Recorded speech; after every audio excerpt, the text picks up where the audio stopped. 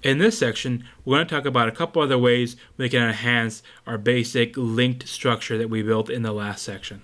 Over here, really quick, this is the code that I'm starting with. So it's a cleaned up version of what I had from the previous lesson. So maybe if you're following along, you can type this up really quick or OCR it really quick and then have it to follow along with. And over here, right, I still have my paint because we're going to need to still draw pictures. When you're dealing with link structures, drawing pictures is always the way to go when you're trying to figure out how something works. You're just not going to be able to keep track of all those different arrows, right? What's referencing what, unless you have a little area to draw stuff. So we'll keep that open at the bottom.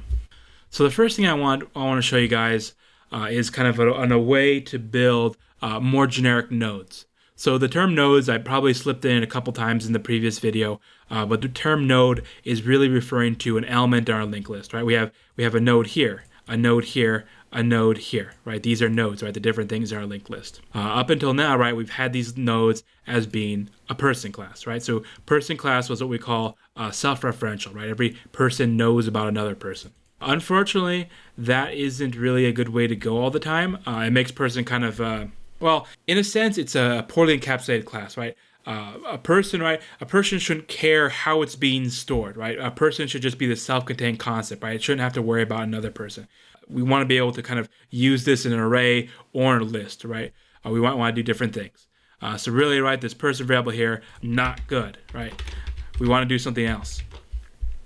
So we're going to talk about how we can restructure this to be more generic. The second thing we're going to talk about, and we're not going to spend that much time on it because it's homework for you guys. The second thing we're going to talk about is going to be doubly linked structures. So how do we make person more generic? How do we make our nodes better structured? Here's the thought. What if I just make a node class, right? A class whose entire job is to store a piece of information and then a reference to next. That's all, right? It's not actually a person, right? It's not actually, an address. It's not actually, something we might create an array or a link structure of, right? It's just storing generic data. The key word there, generic. So what do we do? Let's see. This is going to look a little bit messy because I only have one file open, but we'll still be able to make this work. Before we start coding, let me actually update my picture a little bit. So let me show you what I'm going to look for. So over here, right, I'm still gonna want to have a person variable, right? Something to start me off, right? What is the reference to the first thing in my linked list? I'm still gonna want that, but instead my picture is gonna look a little bit different. It's gonna look like this instead. So over here, right? Let's say I'm gonna still do this for 3 nodes. So we'll stay with this. I'm gonna still do my notation here, and here, right? I'm gonna draw essentially this is the backbone, right? So instead of putting CBA here, these I'm just going to leave them blank because they're not really storing any information. They'll still store references to the next node in the list, but they're not going to have a name or address inside. Instead, what we'll do is we'll say, this better structured list that I'm going to be doing looks like this. All right, so down here would be my C, B, and A, right? So this is going to be much more well encapsulated, right? Instead of having person worry about the linkedness, right? That next variable, I'm going to have this generic backbone. I'm going to have this generic backbone that takes care of everything for me, right? And so CBA are just going to be standalone, right? They don't have to know about anybody else, right? They're just people by themselves. And this is going to be a much better way for us to structure our program. So how does this look in code? Well, the first thing I need to do is actually kind of split this class in half. So I want to have a person, and then I also want to have a node class. So what I'm going to do is this. I'm going to first do a copy paste of all my person code. So I'm going to copy that to my clipboard, and then I'm going to delete out all of this stuff here. And then I'm going to rename this node. So all of a sudden I have a class that's just going to be for node. And then in here, let me create a new class, and this is going to be person, right? So I'm going to end up pasting in the stuff I took out. So over here, I got my new person, and I'll cover up my little drawing for a bit. Well, that'll be back later. Okay, so let's go in here, person, and then I'm going to clean this up. First, I actually need to finish it off with a curly there so that we have a complete class. But then I'll be able to go in here and simplify things a little bit. So I'm going to get rid of get next and set next because we want those to be managed by an actual node class. So now we've cleaned up person. So this hopefully should look a lot clearer to you, right? This is a much more focused class. Let's see. Okay, so I also don't need the one in my constructor, so I'll delete that out. Now everything compiles right, and this is clearly a lot simpler than what we had up top. So what do we do now? Well, now we need to finish building out our node class. So node I have over here, right now it's empty. Well, my nodes, we said earlier, should store a generic piece of information. Again, the keyword there is generic. So I'll type in the generic syntax, right? So now we're saying, hey, node is a class that stores a generic piece of data called T. Once I have that, I can look at creating the instance variables for this new node class. Remember, right, this node class doesn't need to store name or address, right? It's supposed to be generic. It kind of has this T, which is the object you're creating a bunch of copies of, right? You want to have, that linked structure store a bunch of T's. And then in addition to storing a T at each position, right, you should also store next. So in here, this is what I'll do. I'll go T data, right? So each node contains a piece of data, and it's of a generic type. And then in addition to that, each node also knows about another node, right? So this is the equivalent of the person next we had in the other class, right? We're going to write node of T next. Every node has exactly the same thing inside of it, right? It knows about another node that also stores something of type T. And the name for that variable, we're just going to call it next because it's representing our little linkages, right? It's representing still our links in our list. So once we have that, we need to also do a constructor. So let's do in here our public node. And then what we'll do is we'll just take in something of type T. So we'll just call this D. So we take in a piece of data, and then in our constructor, we'll go data equal D, right? So we take in that piece of information. And then we'll have, like we used to have over person, where we set null into the next variable, right? So we were saying that, okay, every time you build me out a node, there's nothing after that node. Over here, we'll need to introduce a couple of accessor methods. The first one I'm going to do is I'm going to do a public get data, right? So its type's going to be T because we're getting a piece of data from it of type T. We'll have in our get data here, no parameters, and all this will do is we'll return data, right? So this is going to be an accessor that lets me get at whatever piece of information I've stored into this particular node. And then I'm also going to have kind of the same thing, right, for the next variable. I'm going to have getters and setters. You can also think about doing a set for the data as well. Let's actually go ahead and do that just so we have a complete class. We're not going to use it later on, but we may as well do it. So over here, we'll do our set data. And data, right, it's going to take in something of type T, right? That's the type of information that I'm allowed to store in each of my nodes. So over here, I have that. I'll just go again, data equal D, right? So save in my data. Over here, what I need to do is I need to do these same accessors, but this time I want them to be in terms of an actual node, right? So over here, I'm going to do still my node T again. This is going to be kind of my type, right? If I want to get the next node, that next node's type is node of T. So over here, let's return next. And then I need my set, right? So my set's going to be void this time. We'll do set next, and then that parameter, right, again, has to match the type, right? So it has to be a node of T. And we'll just call it n, right, for the next node. Over here, then we just can type in next equal n. So this is what I need, right? So this is my basic node class. This class is very generic. It contains just one piece of information, right? The thing I want to store, for example, a person, and then it has accessors for that.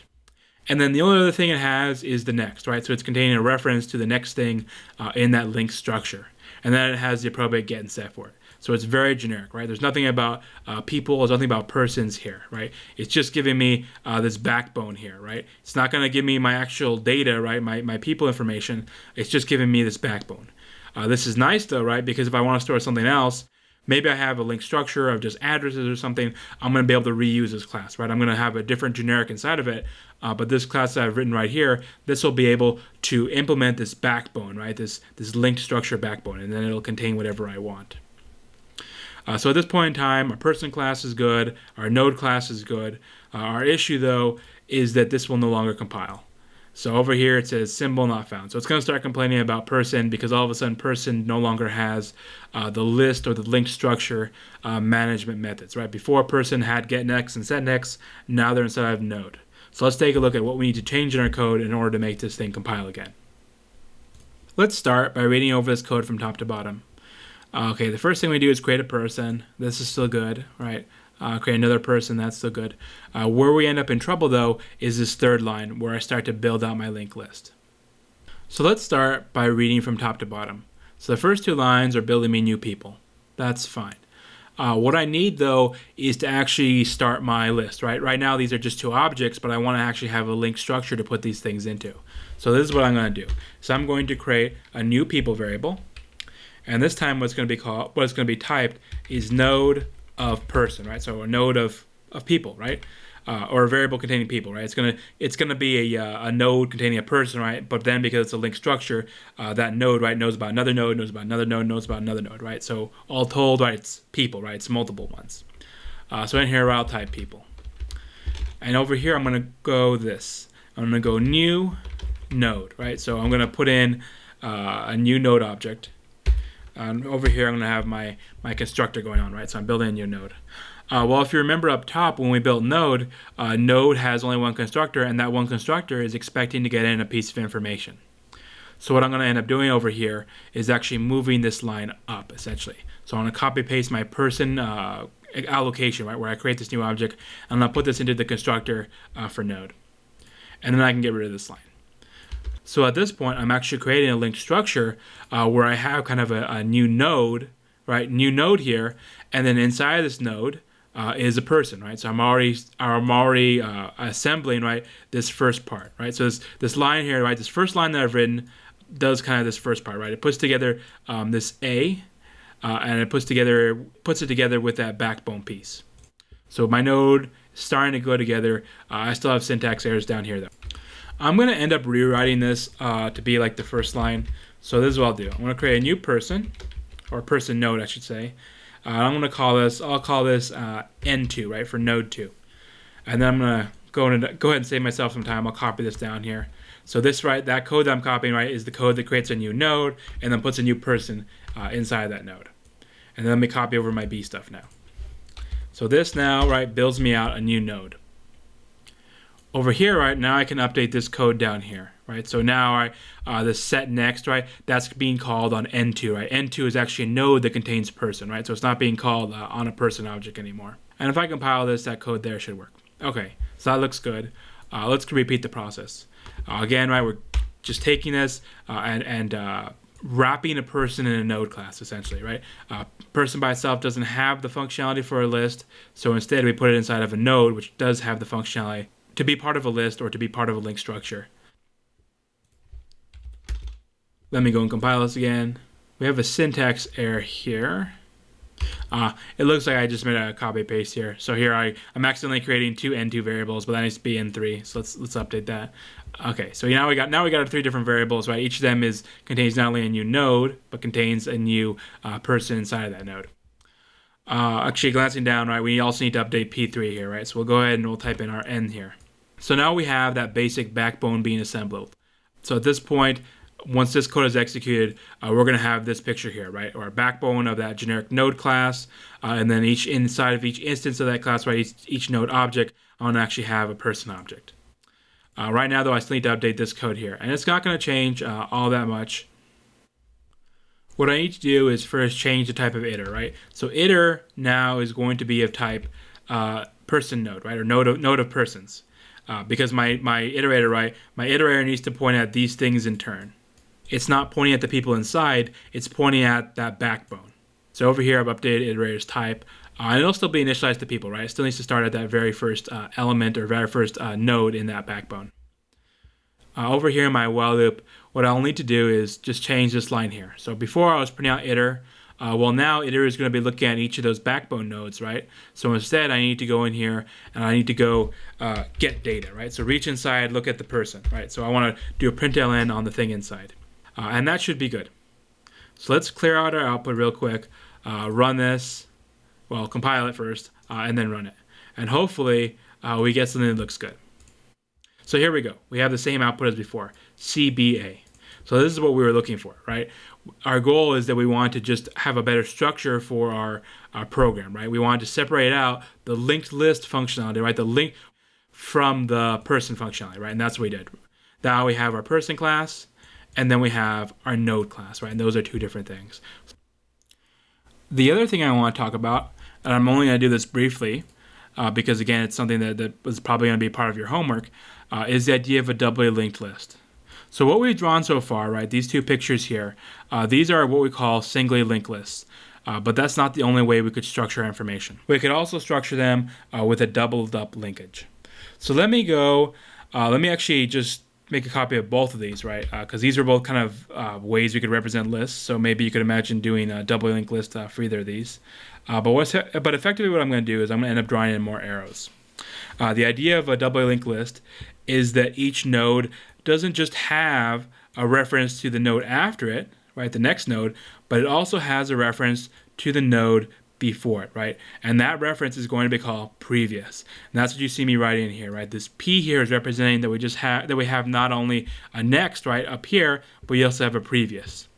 And so here, right, maybe you can envision, right, there would be arrows going backwards. So instead of a node knowing only what comes after them, the node would also know about what comes before them. So this gives you the ability to go not just forward through your link structure, but also backwards. And let me maybe finish that up for this picture here as well. So this is the more generic version we did. Again, right, I'm literally just adding a new variable inside called previous, right? Usually people just call it prev. But the point of that variable is that it's referencing what came before this node, right? So it gives us a new place we could possibly go. Let me just redraw that node really quick so it's more clear. So over here, right, we have pointers backwards, right? Each of these are pointers telling me what was before you.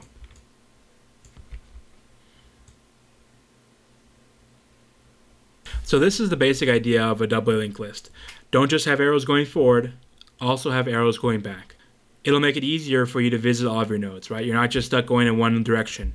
You'll be able to backtrack.